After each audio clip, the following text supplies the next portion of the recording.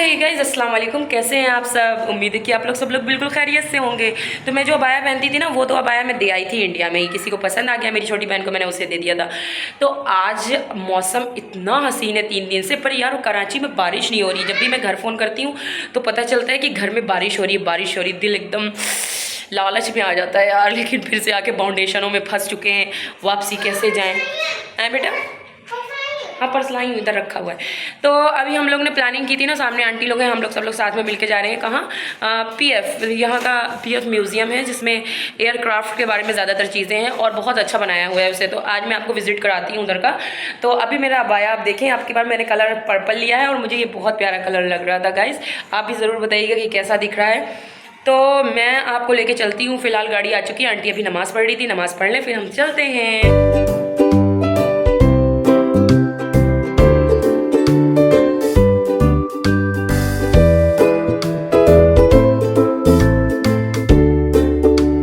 हम लोग पहुंच चुके हैं पीएफ म्यूज़ियम, और ये बाहर का एरिया है। ये बहुत बड़े एरिया में कवर किया गया है कि चारों तरफ अभी यहाँ पे आपको पार्किंग एरिया दिखाई पड़ेगा। और मुझे पता है सबसे खूबसूरत चीज़ क्या लगती है, खजूर के पेड़, खजूर के दरख्त ना जगह की वैल्यू बढ़ा देते हैं यार, मुझे ऐसा लगता है। अभी हम लोगों ने टिकट ले लिया, 100 रुपये एक बंदे का टिकट था, बच्चों का 100 और बड़ों का 120 था। तो हमने टिकट ले लिया, ये एंट्री फीस थी। उसके बाद आप अंदर जाएँ, बाकी जितने राइड्स हैं अंदर की, जो झूले हैं, उनके पैसे आपको खुद देने पड़ेंगे। और ये नेवी वालों ने बनाया है, ओ सॉरी, एयरफोर्स वालों ने बनाया है और बहुत खूबसूरत बनाया है गाइस, बहुत ही प्यारा। तो मौसम इतना हसीन हो रहा था गाइस, दिल कर रहा था बस इसी मौसम में हम लोग यूं ही टहलते रहें, घूमते रहें। आसमान में बादल भी बहुत काले काले थे। अच्छा, कराची में कुछ ये हाल हो रहा है कि मौसम बनता तो ज़रूर है पर बारिश बिल्कुल भी नहीं हो रही है। हल्की सी जैसे कोई हाथ में लेके छींटे मार दे, बस इस तरह की बारिश हो रही है, वरना बारिश का यहाँ नामो निशान नहीं है गाइस। ये लिखा हुआ है, क्या लिखा है कि H-43B हस्की एक अमरीकी साख्ता हेलीकॉप्टर है जिसने अपनी पहली परवाज़ 1958 में की। 58 का है ये, और पाक फ़ज़ाए के बेड़ी में 1964 में शामिल हुआ। अच्छा, इन लोगों ने इसे हाईजैक कर लिया होगा, अपने में शामिल किया। ये है अमेरिका का, लेकिन ये जो है ना 1964 में यहाँ इन लोगों ने अपने उसमें शामिल कर लिया था। बहुत ताकतवर कारमदाद बेली का पढ़ा था। मैं तो उर्दू भी बहुत टोए टोए के पढ़ती हूँ। इसको मुसीबत में घेरे हुए पायलट्स को ढूंढने और उनकी मदद पहुंचाने का काम में बहुत खूबी से इस्तेमाल किया जाता था। ओके, आप लोग ये अमेरिका का जहाज़ उड़ा रहे हैं, ये पाक फ़ौज ने अपने उसमें शामिल किया था, इसे हाईजैक किया था समझ लो एक तरीके से। जो कहीं पे सैनिक बीमार हो या कुछ हो, उनके साथ कोई वारदात हो, तो उनको मदद पहुंचाने के लिए ये इस्तेमाल किया जाता था हेलीकॉप्टर। फाइटर जेट है, बस यही जानता हूँ। फाइटर जेट तो है, बट इसके बारे में पता भी तो होना चाहिए कि ये कब का है। मुझे पता है। आंटी लोग पीछे आ रहे हैं तो बच्चे इस जेट पे ऊपर बैठ रहे हैं। यार एक दिल में वो होती थी ना कि यार प्लेन देखें, इस पे बैठें, ये वो, यहाँ आके ना वो ख्वाहिशें आपकी मर जाएंगी, आपको बैठने का दिल नहीं करेगा। तो ये क्या था, 30 जैसे आम जुबान में टी ब्रेड कहते हैं, दोहरी निशस्त वाला अमरीकी साख्ता तरबीती लड़ाका तैयारा। अबे ये सब अमरीकी तैयारे लगे हुए हैं। इस जहाज़ ने अपनी पहली उड़ान 1950 में की और पाक फ़ज़ाई की बेड़े में 1955 में शामिल हुआ। ओह वाह, सारे यहाँ पे भी जो भी मुझे दिख रहे हैं वो शामिल ही हुए हैं। इस जहाज़ में एक जैसे 2 कॉकपिट हैं, अगली निशस्त पर ज़ेरे तरबियत पायलट और पिछली निशस्त पर इंस्ट्रक्ट। भैया बस इतनी उर्दू ठीक है, इससे ज़्यादा मैं नहीं पढ़ सकती, बहुत ज़्यादा मेरे लिए टफ़ पड़ रही है। तो मैं इतना उर्दू नहीं पढ़ पाती हूँ गाइज़। रोज़ेंट डाउन, नीचे उतरो, गंदी बात है। कोई भी आपको कुछ बोल सकता है, ये तुम लोग क्या कर रहे हो, पंखों में बैठ के उड़ जाओगे। चलो भाई नीचे उतरो, नीचे। तो गाइज़ मैं अपनी ज़बान में ऐसे अंग्रेज़ों को देसी अंग्रेज़ बोलती हूँ, क्योंकि ये हैं तो पाकिस्तानी बट अपने आप को कन्वर्ट करना चाह रहे हैं अंग्रेज़ के शक्ल सूरत में। तो ये देसी अंग्रेज़ होते हैं, मैंने जूम करके आपको नहीं दिखाया है। किसी मूवमेंट को नहीं छोड़ना चाहिए जो आपको एंजॉय करवा रहा है। घास कितनी खूबसूरत, ये नज़ारा, और आज का मौसम बहुत ही हसीन हो रहा है, बहुत ही प्यारा। कि इस मौसम में बस क्या बताएं आपको, हमारा शहर होता, हमारे लोग होते, पकौड़े होते और नदी होती और किनारा होता। वाह वाह वाह वाह। तो यहाँ भी कोई तैयारा खड़ा है गाइस।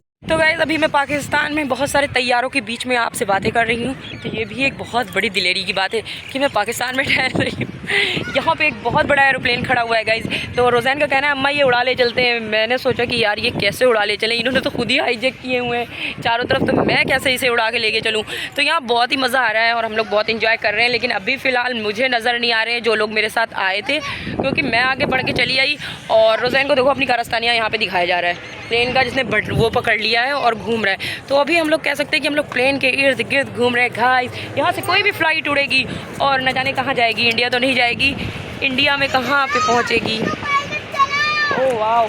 तो यहाँ बहुत सारे इंजॉयमेंट की चीज़ें हैं जो हम लोग आगे चल के आपको दिखाएंगे। अभी तो फ़िलहाल यहाँ पे हम इंजॉय कर रहे हैं। और चलो आंटी लोग किधर चली गई, कोई दिख ही नहीं रहा है यहाँ। आ जाओ आ जाओ मायरा, लेट्स गो। ये ना वो है, वो हम लोग जिसको यहाँ छालिया बोलते हैं, हम डली बोलते हैं इसको अपनी ज़बान में। वो है देखो ये फले हुए, वो नीचे भी गिरा हुआ था ना, छालिया है छालिया। एक कौवा मेरे साइड से उड़ के चला गया गाइस। बादल बहुत प्यारे हसीन आसमान में, बड़ा खूबसूरत मंजर। जल्दी आओ। नहीं नहीं, कच्ची चीज़ें मत तोड़ो, किसी काम की नहीं। यार ये काला प्लेन भी क्या हसीन लग रहा है ना, मज़ा आ गया देख के। बहुत ज़्यादा रॉयल दिख रहा है। ब्लैक चीज़ें वैसे भी रॉयल होती हैं गाइस। बादल कितने काले काले आए हुए हैं।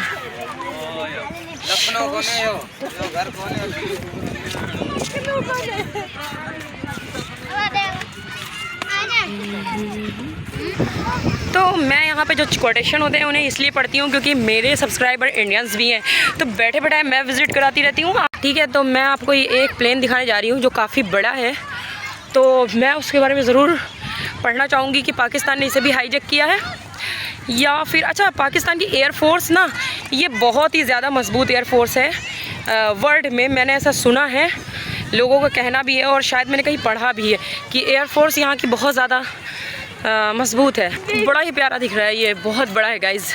इतना मैं आपको व्लॉग में नहीं दिखा पा रही हूँ कैमरे में, बट बहुत ही बड़ा है। तो गाइज़ इस पे लिखा हुआ है कि एक अटलांटिकी जहाज़ था जो बहुत ही ज़्यादा महारत हासिल थी जिसे, और ये भी पाक फ़िज़ा में अपनी रडार को, अपनी जगह को भूलते हुए इनके वेड़े में इसने दाखिल हो गया था अंदर। उसके बाद इन लोगों ने इसे अपने कब्ज़े में कर लिया था।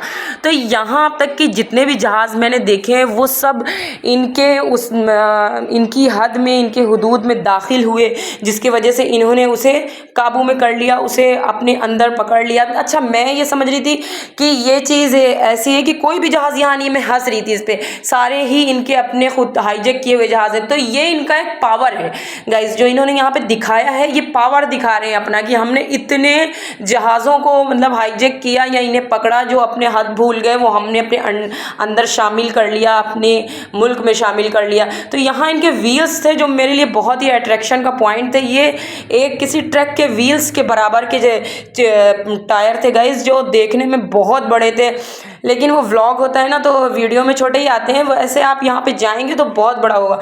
और ये तो बहुत खूबसूरत लग रहा था यार, मुझे ये लग रहा था जैसे मैंने स्टुअर्ट लिटिल में ना कोई ऐसा खिलौने वाला जहाज़ देखा हो, मेरा मन कर रहा था बस इस पर बैठे उड़ जाएं। तो रोज़ैन मुझसे कह रहा था मम्मा ये ज़रूर अपना होगा। मैंने कहा अच्छा ये अपना होगा, ये हमें लेके घर तक जाएगा। तो हम लोग यहाँ सारे ही जहाज़ों को आप मुआयना कर रहे थे, यहाँ शटल्स भी थी, बहुत चीज़ें थी। तो आ जाए दोस्तों मेरे साथ, हम चलते हैं म्यूज़ियम के अंदर। तो म्यूज़ियम में जाने से पहले एयरफोर्स का एक जवान यहाँ खड़ा है जिसकी ड्रेसिंग आप देख सकते हैं। उसके बाद हम लेते हैं अंदर की एंट्री। यहाँ जाने के लिए आपको कोई भी चार्जेस नहीं देने पड़ेंगे। हाँ, बाकी कोई राइड्स लेनी है तो टिकट लेने के बाद भी आपको राइड्स के चार्जेस देने पड़ेंगे।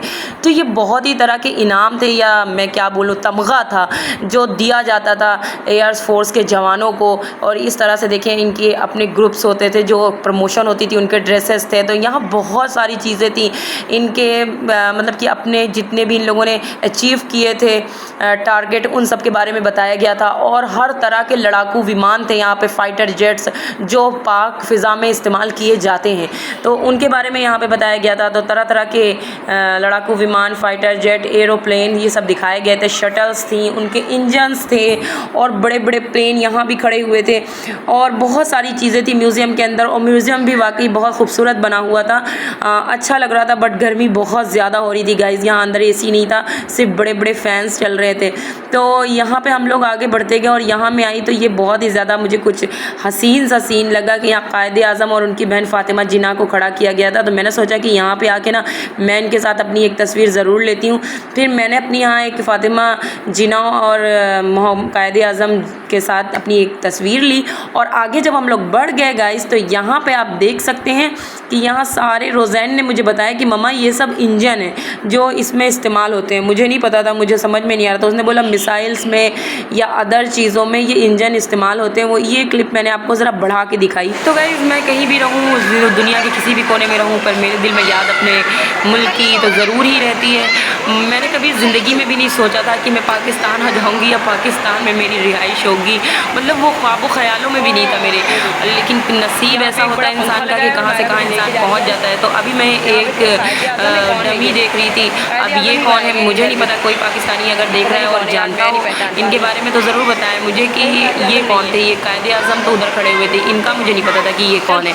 तो मुझे ऊपर जाने का बिल्कुल भी दिल नहीं था। यहाँ हवादार पंखे थे, मैं इनके सामने थोड़ी देर खड़ा होना चाहती थी क्योंकि मेरा दिमाग घूम गया था।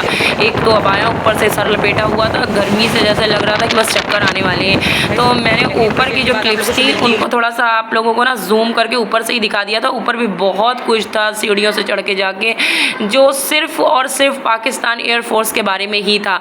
तो मैंने उनको जूम किया और आपको उन्हें दिखाना चाहा कि वहाँ उनकी ड्रेसिंग के बारे में था और जो यहाँ एयरफोर्स में शहीद गुजरे हुए हैं, जिन्हें जो बड़े ऊंचे मकाम पे थे, जिन्होंने बहुत ज़बरदस्त टारगेट को लेने के अचीव करने के बाद, प्राप्त करने के बाद वो आगे बढ़े, तो उनके बारे में बताया हुआ था। लेकिन कसम से ज़रा भी गुंजाइश नहीं थी कि अब मैं यहाँ 2 सेकंड भी खड़ी हूँ। मैं बाहर आके ऐसे सांस ले रही थी जैसे बस पूछो मत। कुछ अंकल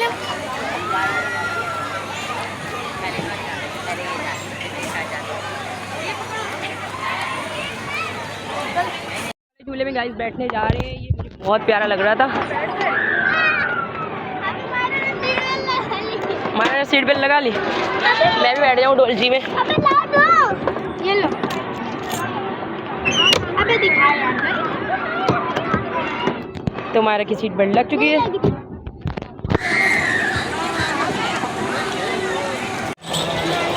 गाइस अभी हम लोग कितने ऊंचाई पे आ गए। रोज़ैन, मैं, मायरा इधर देखो, बहुत मजा आ रहा है। हवा में मुड़ रहे हैं, हवा में। और ये सामने पीछे आपको झूले दिखाई पड़ रहे हैं, ये भी सारे इसी तरीके के झूले में हम बैठे हैं, इसी की एक सीट पे। ये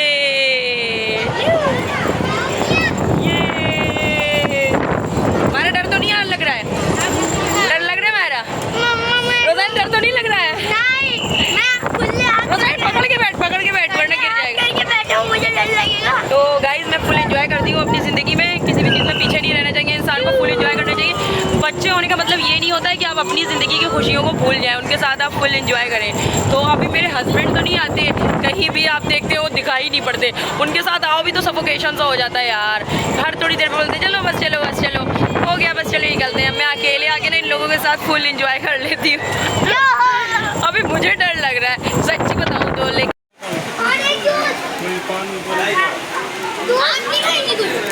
मैं ले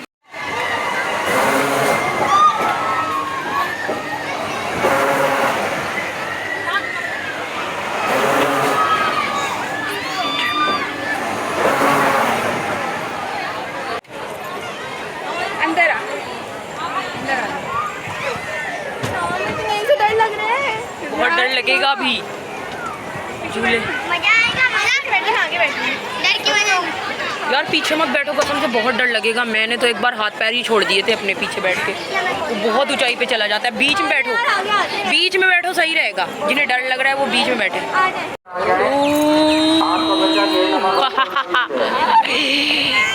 जितना को भी डर लग रहा है सब आवाज़ें निकाल लो भाई। अभी तो खैर नहीं पता चलेगा, अभी तो जरा ये ऊपर जाएगी फिर पता चलेगा। हाँ तब मज़ा आएगा।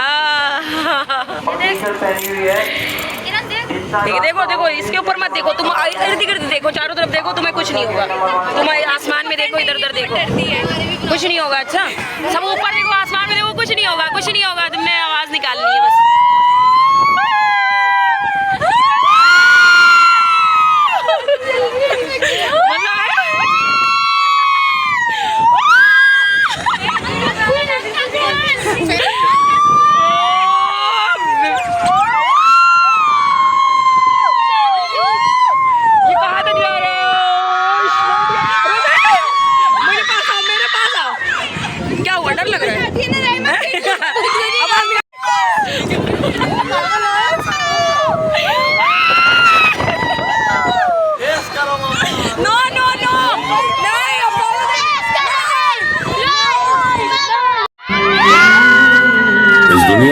अपनी कोई जगह बनानी है तो सबसे खूबसूरत जगह किसी की सोच में रहना, किसी की दुआओं में रहना, किसी के दिल में रहना।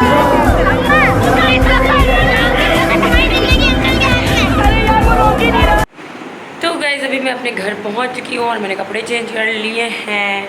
ये वाले कपड़े पहन लिए बिल्कुल हल्के हल्के से और बहुत मज़ेदार हो रहे हैं क्योंकि गर्मी में यहाँ पे लोन के ही कपड़े सबसे ज़्यादा आपको आराम देते हैं। वहाँ पे बहुत मज़ा आया। लास्ट वाला झूला हम लोगों ने झूला जो कश्ती का ना वो बहुत ज़्यादा ही इतनी देर तक उसने अपनी हुनूदगी में हमें रखा, अपनी बेहोशी में रखा कि चलते भी आ रहे थे फिर भी वो झूला दिमाग से नहीं उतर रहा था। बहुत तेज़ झुला रहे थे गाइस वो लोग, बहुत तेज़।